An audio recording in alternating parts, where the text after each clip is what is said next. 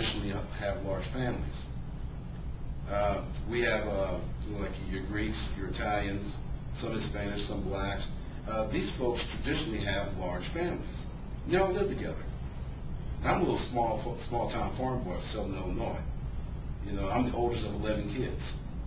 I'm used to getting up every morning with a foot in my mouth and one in my ear. I slept with my 6 brothers. That's how we kept warm. And Henry Cisneros says, well, if you discriminate against these large families, if you set occupancy standards, you're discriminating against these large families. Okay, so that's when we got rid of occupancy standards. That was his main goal. But now, here's something else you might want to be aware of. I saw a set of CC&Rs in a new home development. And in these CC&Rs, you had a comment in there that says, no more than 2 adults can live in any one house. No more than 2 adults can live in any one house. Now, the first thing you might want to look at is, well, they don't want the wrong kids living out here, right?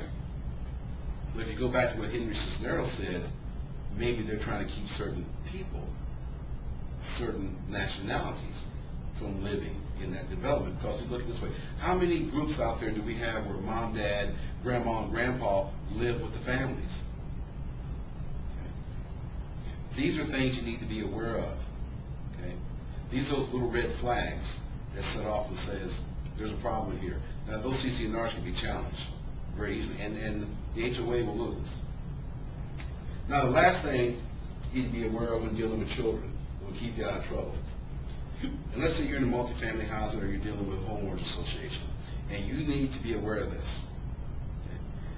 Let's say you're out standing around the pool, okay, and you're looking at all these little kids. They're jumping on the pool deck and they're flipping into the pool, and you scan the area and you don't see enough of what you might want to call parental guidance and supervision.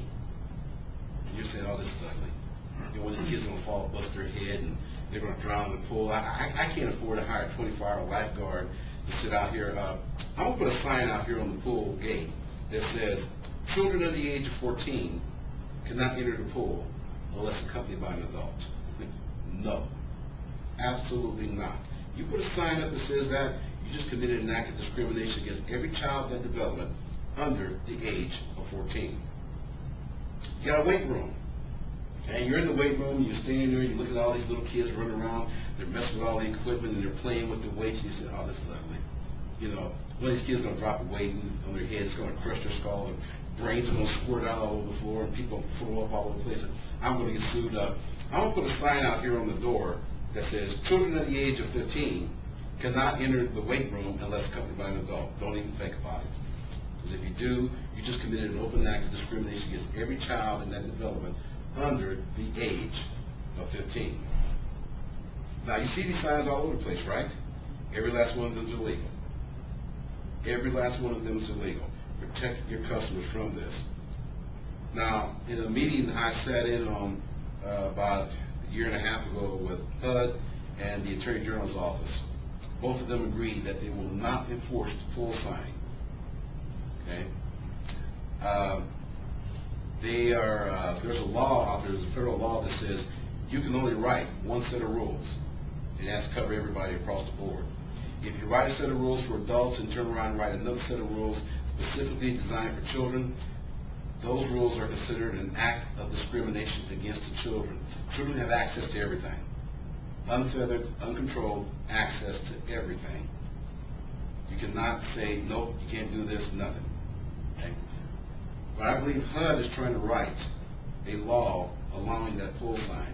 And they've said they're not going to enforce the pool sign. As long as that sign says, children under the age 14 cannot enter the pool unless accompanied by an adult. You cannot say anything else. There can't be any other signs up restricting children. Okay? HUD and the Attorney General's office said they will walk past that sign. But any other signs you got up restricting children, they're going after you. So if you're dealing with a development, they got tennis courts and golf courses and all these other little amenities out there, and let's say a 6-year-old shows up at the golf course clubhouse at 7 o'clock in the morning and says, I want a tea time. He better get a tea time. Okay? There's nothing in the world you nobody better not ever say anything to that child about, no, you can't have tea time, you have to be above 18 to do this or something, then you got a problem. What I make a habit of doing is when I'm dealing with people, with families with children, specifically we're going to new home development, I sit down with them and review the CC&Rs and make sure there's nothing in there that will have a negative impact on them or their children. Handicap, the biggest group of people being discriminated against nationwide are the handicapped. This group of people know all the laws protecting their rights. And one of the main things you need to know about dealing with people with handicap is you do not discuss their medical condition under no circumstances. Don't disclose it, don't talk about it, don't even make a note in your records about their disability. So if you have a customer that gives you access to their medical information, okay, you take that information, you put it to the back of your mind. You take it out of your business because it's absolutely none of your business. Okay? Medical information is classified sensitive and is highly protected, not only by federal law, but also by state law. Okay? You cannot release medical information in no way, shape, fashion, or form. The next big issue about the handicap that will get you in trouble is pet policies. Pet policies have changed dramatically. It used to be a big chasm between assisted animals and companion pets. Assisted animal is an animal who has to help somebody who has a physical disability. Like you have that person that's confined to a wheelchair, that's really handicapped, and they got that dog. You know, it's a dog that greets you at the door, takes your hat and coat, does the dinner menus, answers the phones, pays the bills. That's not a dog. That's a physical part of that person being like an arm or a leg, and you cannot view it any other way. Okay? Same thing with people who have C&I dogs. Okay? That is not a dog. That's a physical part of that person being like an arm or leg, and you cannot view it any other way. Now, there's a third dog that has been certified. And if you see a person with this dog, and you try to find some outward disability, you're not going to see it. Okay, this dog has been trained to detect seizures in people who suffer from epilepsy and cerebral palsy. What the dog will do, it can sense that you're going to have a seizure long before you start showing any symptoms. What the dog will do is stand up and put its paws in your chest as a signal to you, hey, take a pill, find a soft spot, lay down, call the ambulance, you're getting ready to have a problem. Okay, that dog's been certified. Companion pets are those nice little warm, fuzzy, furry critters that people need for emotional stability. Now in the past, we've always said that companion pets had to meet all pet policies. Okay?